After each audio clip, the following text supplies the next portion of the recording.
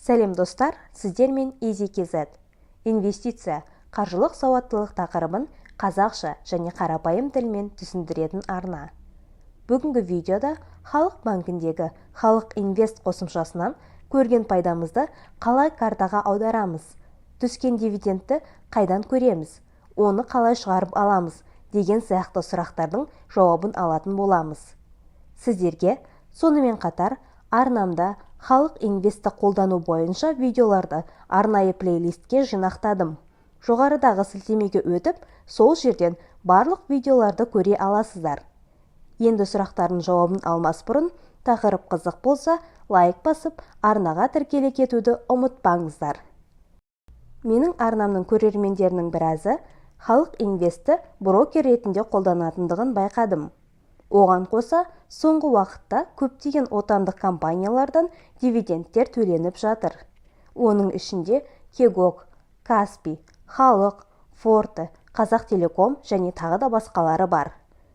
Негізінен, көпшілік инвесторлар түскен дивидендті қайта инвестициялауды жөн көреді.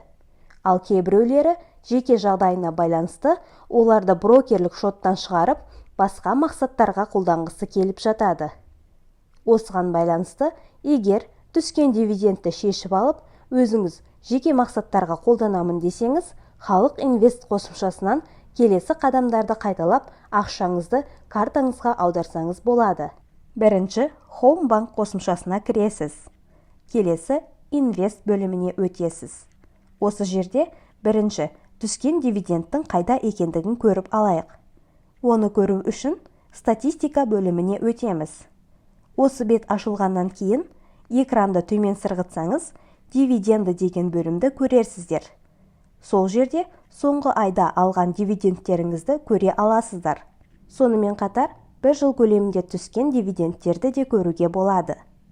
Енді, осы қаражатты картаңызға аударыңыз келсе, қайтадан басты бетке өтіп, жоғарғы жақтағы аудару батырмасын басасыз. Сізде келесі бет ашылады. Қайда деп тұрған бос ұяшыққа өзіңіз аударыңыз келетін картаны таңдайсыз. Оның астыңғы жағына аударыңыз келетін сумманы енгізесіз. Кейін бұдан әрі деген батырманы басасыз. Ал осы ашылған бетте растау батырмасын басасыз. Осымен түскен дивидендті картаға қолдану үшін лақтыру сәтті аяқталды. Дәл осылай акцияны сатқаннан кейін түскен ақшаны шотыңызға аударып алсаңыз болады.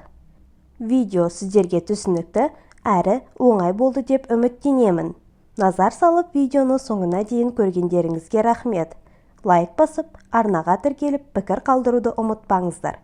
Келесі видеода кездескенше.